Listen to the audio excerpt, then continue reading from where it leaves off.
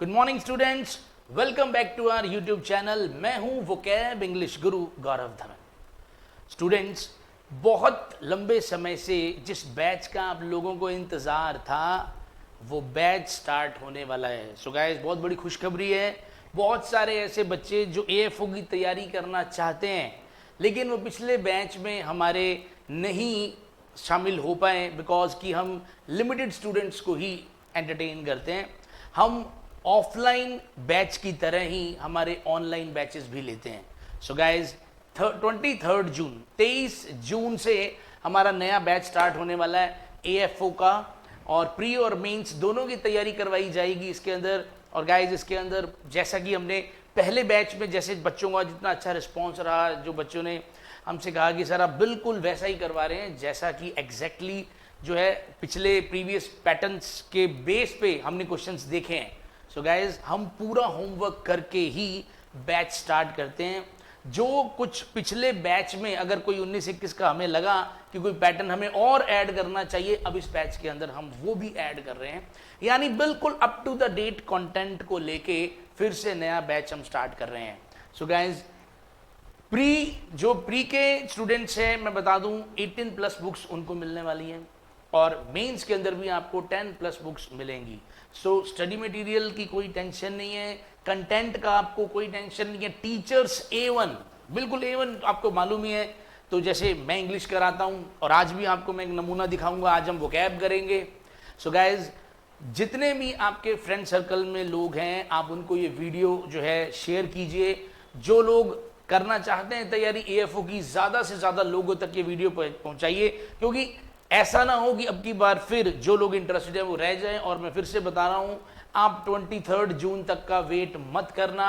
जो नंबर्स आपको स्क्रीन पर दिखाई दिए गए हैं उन नंबर्स पर कॉल करके जल्दी से जल्दी आप अपना रजिस्ट्रेशन फाइनल करवाइए, क्योंकि फिर ऐसा ना हो कि आप चाहते हो लेकिन बैच में जगह ना मिल पाए।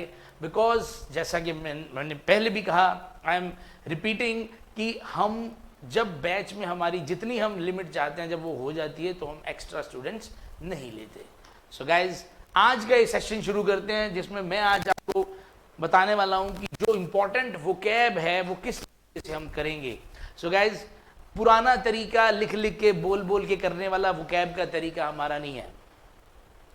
सो गाइज, आज जिस तरीके से वोकैब में आपको करवाने वाला हूं वो एक ऐसा तरीका है जिस तरीके से एक बार अगर आपने वर्ड का मीनिंग सुन लिया तो आप खुद का नाम लेकिन वोकैब नहीं भूलोगे, यानी उस वर्ड का मीनिंग नहीं भूलेंगे। सो गाइस, स्टार्ट करते हैं। देखिए, ये पहला वर्ड है।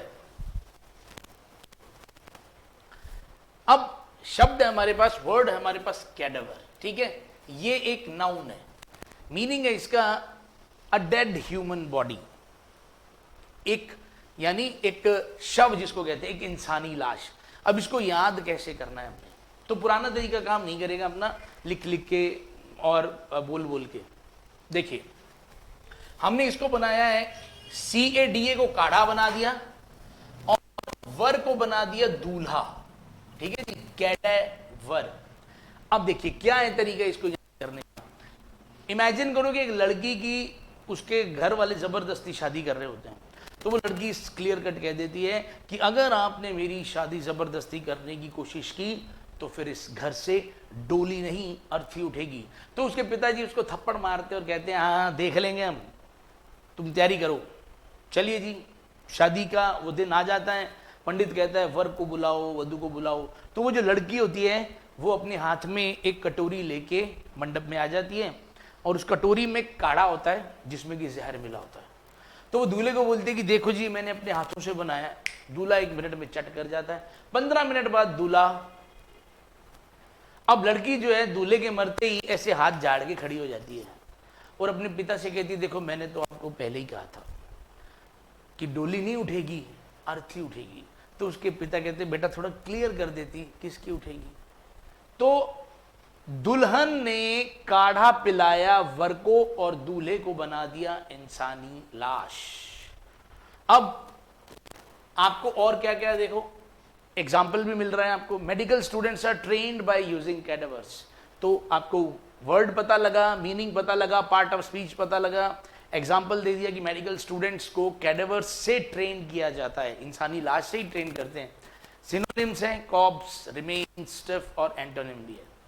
ठीक है, सिनोनिम एंटोनिम अभी मैं रिपीट नहीं करूंगा बार बार। देखिए नेक्स्ट वर्ड, देखिए अब हमारे पास 3 वर्ड्स हैं। ठीक है जी, पेक्यूनियरी, फिस्कल, मॉनिटरी, ये तीनों के तीनों जो वर्ड्स हैं ये एडजेक्टिव हैं और तीनों का मीनिंग है फाइनेंशियल, यानी पैसे से संबंधित, वित्तीय भी कह सकते हैं। तो मनी से रिलेटेड है। अब कैसे याद करना है ये तीनों के तीनों वर्ड्स, देखिए जैसा कि आपको फोटो में दिखाई दे रहा है, कुछ लड़कियां जो है वो ड्रिंक करने वाली, तो इमेजिन करो कुछ सहेलियां हैं वो इकट्ठी दारू पीती हैं। आज फिर वो इकट्ठी दारू पी रही थी, लेकिन एक लड़की आज नहीं पी रही। तो देखो बाकियों का फर्ज है ना पूछना भी तू क्यों नहीं पी रही। तो उन्होंने कहा भी तू पी क्यों नहीं रही। तो वो कहती मैं आज इसलिए नहीं पी रही क्योंकि मेरे पास आज मनी प्रॉब्लम है, यानी पैसे नहीं है। उसी टाइम वो लड़कियां घूम गई, ठीक है फिर नहीं पी रही तो भाई पैसे नहीं है तो रहने दे। तो वो पीना शुरू कर दिया उन्होंने। फिर एक लड़की को याद आया, अरे कल फीस भी तो भरनी है। फिस्कल को क्या बना दिया, फीस। कल फीस भी तो भरनी है और तूने तो घर से पैसे मंगाए हैं, फीस तो 4,000 है, तूने तो 8,000 मंगाए हैं। वो कहती सारे लग गए, पुरानी उधारी में सारे चले गए, मेरे को तो टेंशन हो रही है, फीस कल कैसे भरूंगी, कल फीस कैसे भरूंगी। तो यानी उसको टेंशन क्यों है, क्योंकि मनी नहीं है, मनी की प्रॉब्लम है। फिर क्या हुआ, अब वो जो लड़कियां जिन्होंने दारू वारू पी ली थी, तो अब वो उन्होंने खाना स्टार्ट किया। तो वो लड़की को बोलती है अरे रोटी तो खा ले। वो कहती है अरे रोटी के भी पैसे नहीं है। तो वो कहते रोटी के ही पैसे नहीं है, रोटी के तो होंगे। वो कहती बस रोटी के ही हैं, सब्जी के नहीं है मेरे पास। वो कहते चलो रोटी वाली तो दे। तो रोटी वाले पैसे उन्होंने लड़की से ले लिए और लड़की को तरी दे दी। चलो सब्जी तो नहीं दी, क्या दे दी, तरी। तो मनी की वजह से, मनी की दिक्कत होने की वजह से लड़की को तरी के साथ सब्जी, मतलब तरी के साथ रोटी खानी पड़ी। क्लियर है। वो पी क्यों नहीं रही थी, पैसे से रिलेटेड कोई प्रॉब्लम थी। फीस कल भरनी है तो उसको दिक्कत क्या है, पैसे से रिलेटेड कोई दिक्कत है। मनी, मॉनिटरी में मनी नहीं है, इसी वजह से उसको रोटी तरी के साथ खानी पड़ी। क्लियर है। तो के सामने है, अब हमने मीनिंग बता दिया, अब इसका एग्जांपल भी है एक, the proposal makes good pecuniary sense, यानी ये प्रपोजल जो है वो अच्छा, मनी से रिलेटेड एक अच्छा सेंस दे रहा है। क्लियर है जी। Synonyms, antonyms. फिर मॉनिटरी का हमने फिर से एक एग्जांपल आपको दे दिया। ठीक है, the crime committed for monetary gain, पैसों की वजह से, मॉनिटरी फायदा यानी पैसों के फायदे की वजह से। ठीक है, सिनोनिम एंटोनिम सेम ही है। फिर फिस्कल का एक स्पेशल मतलब भी है, जैसे कि जो रेवेन्यू हम कहते हैं, जिसको राजस्व कहते हैं, तो एक स्पेशल मीनिंग है उसका। चलिए जी, तो ये उसका एक एग्जांपल भी है। He has gained some fiscal knowledge by taking an economics course. ठीक है जी, चलो मेन ये है कि उसने फिस्कल नॉलेज ले ली, यानी पैसे से रिलेटेड जो ज्ञान होता है वो उसने ले लिया है और ये चीज अब फिस्कल पॉलिसी बनाने में काम आएगी। नेक्स्ट देखिए, रैम्पेंट, क्या मीनिंग होता है इसका, अनरिस्ट्रेन्ड, यानी सिंपल भाषा में कहें तो आप इसको अनकंट्रोल्ड कह सकते हैं। ठीक है, इसको आप क्या कह सकते हैं, अनकंट्रोल्ड। ठीक है, अनकंट्रोल्ड कह सकते हैं उसको। इमेजिन करो कि भगवान राम, देखो राम और पेंट दो चीजें आती हैं। तो आपको पता है भगवान राम को आपने आमतौर पर धोती में ही देखा होगा, लेकिन एक दिन भगवान राम को आया कि नहीं नहीं मैंने पेंट पहननी है। अब उनके जो गुरु महाराज थे, जो ऋषि वगैरह थे वहाँ पे बहुत सारे, उन्होंने मना किया भी नहीं नहीं बेटा नहीं, पेंट नहीं पहननी। वो कहते नहीं नहीं नहीं, क्योंकि वो कहते हैं क्योंकि ऋषि मुनियों को पता था कि अगर पेंट पहन ली तो तुम्हारी शक्तियाँ जो है वो बेकाबू हो जाएंगी, क्योंकि तुम तो भगवान हो, तुम्हारे अंदर बहुत सारी शक्तियाँ हैं, तुम वायलेंट हो सकते हो, हिंसक हो सकते हो। पर राम जी ने नहीं सुनी और उन्होंने पेंट पहन ली।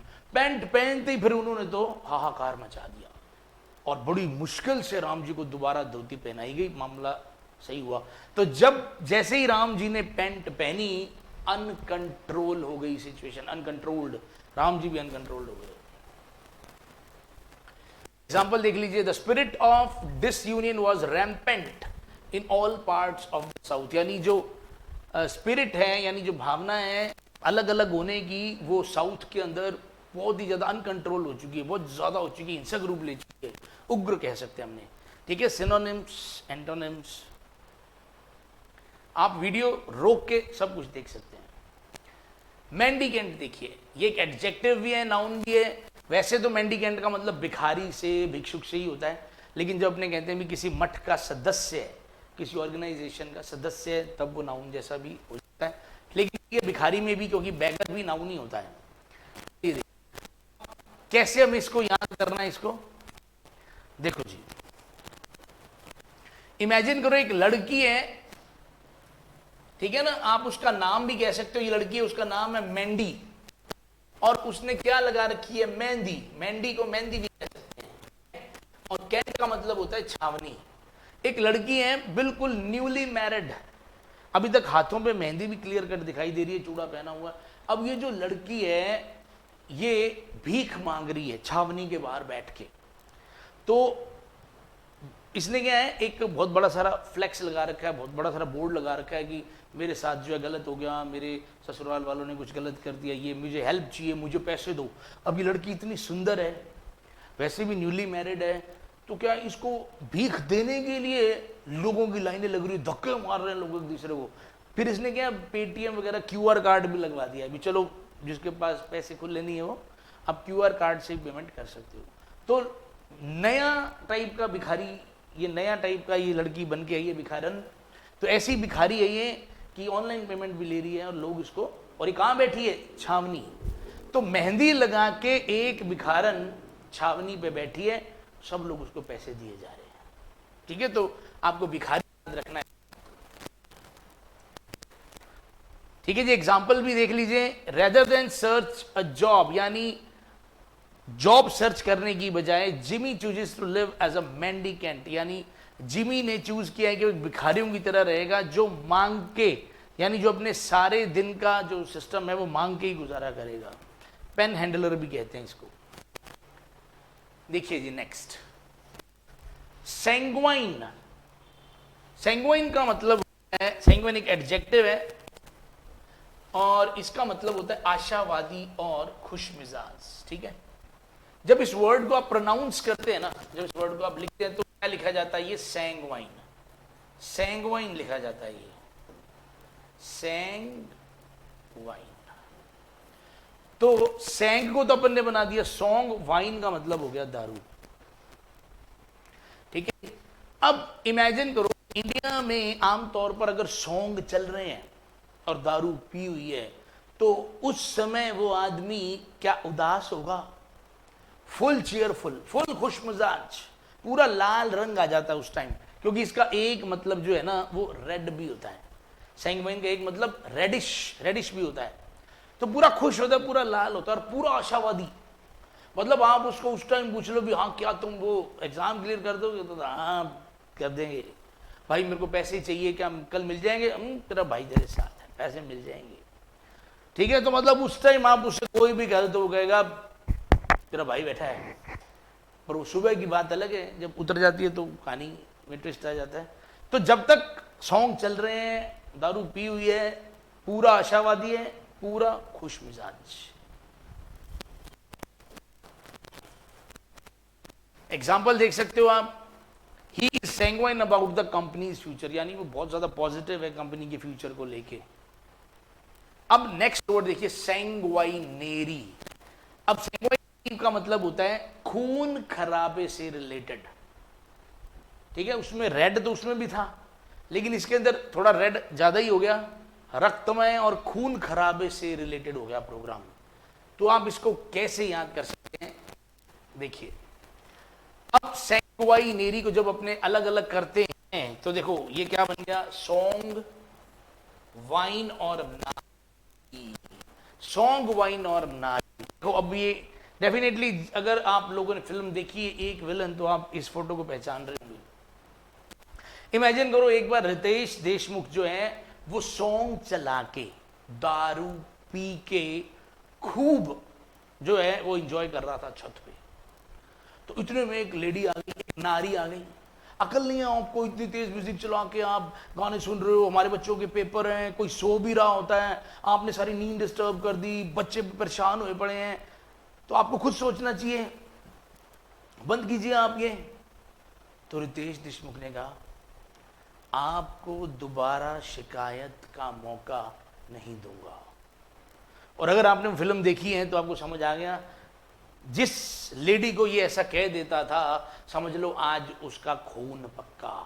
तो अच्छा भला वो सॉन्ग लगा के वाइन पी के एंजॉय कर रहा था, नारी बीच में आ गई और उस नारी का फिर क्या हो गया, खून खराबा। सेंगवाई नेरी, क्या हो गया, खून खराबा। ठीक है, एग्जाम्पल भी इसका देख लो। I saw a movie so सेंगवाई नेरी, मैंने एक फिल्म देखी, इतनी ज्यादा वो क्या थी, खून खराबे वाली थी, that I covered my eyes during at least half of it, कि मैंने अपनी आंखें कवर करके रखी आधे टाइम। तो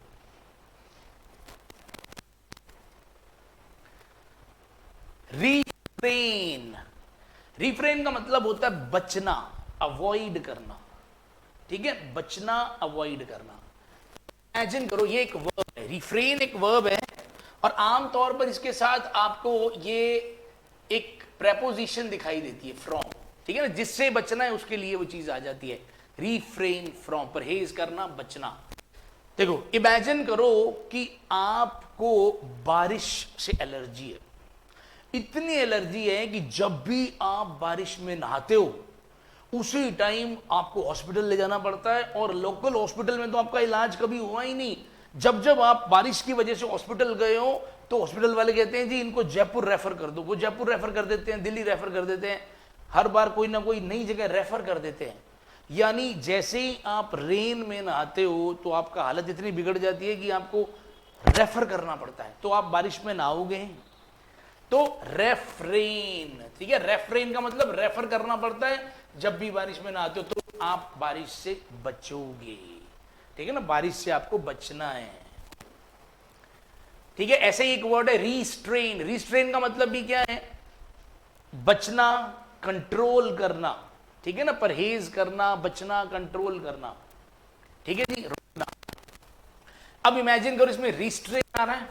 इमेजिन करो कि आप जब भी ट्रेन साथ साथ चलते हो, यानी एक तरफ ट्रेन जा रही है, दूसरी तरफ आप सड़क पे उसके पैरेलल चल रहे हो, तो आप हमेशा ही ट्रेन से रेस करते हो, हमेशा ही।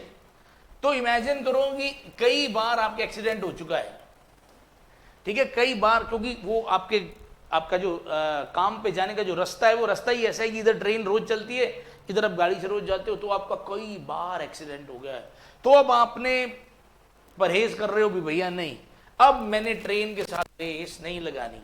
ठीक है ना, फॉर एग्जाम्पल आपने कोई कसम खा ली, अब आप कंट्रोल कर रहे हो खुद को कि नहीं नहीं मैंने रेस नहीं लगानी ट्रेन के साथ। क्लियर है, क्योंकि कई बार आपका एक्सीडेंट हो चुका है। The man lost his temper, आदमी जो खो दिया और उसको रोकना पड़ा। रिस्ट्रेंड यहां पे क्या है, पैसिव वॉइस में चला गया है, रोकना पड़ा। देखो इसके साथ भी फ्रॉम आ रहा है, वायलेंस से। ठीक है जी, आप बहुत सारे इसके सिनोनिम एंटोनिम से देख सकते हैं। डेलीनिएट,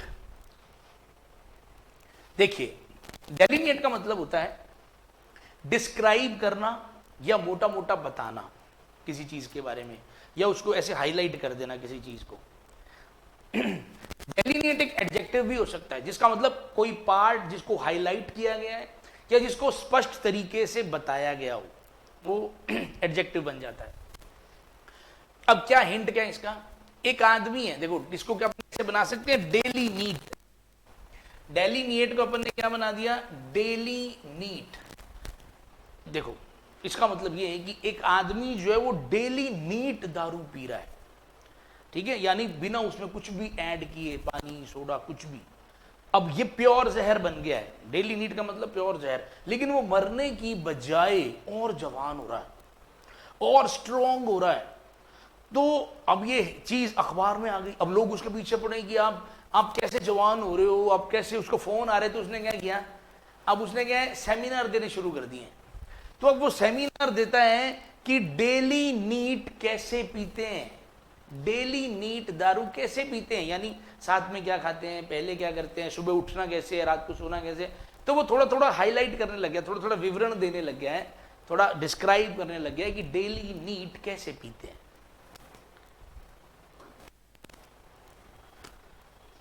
तो डेली नीट अगर वर्ब है तो देखिए द रिपोर्ट क्लियरली डेलिनिएट्स, यानी रिपोर्ट क्लियरली डिस्क्राइब करती है। ठीक है, एग्जांपल अब जब अपना एडजेक्टिव में देखें, the government has issued delineate guidelines, यानी गवर्नमेंट ने क्लियर स्पष्ट गाइडलाइंस जो है वो जारी कर दी हैं।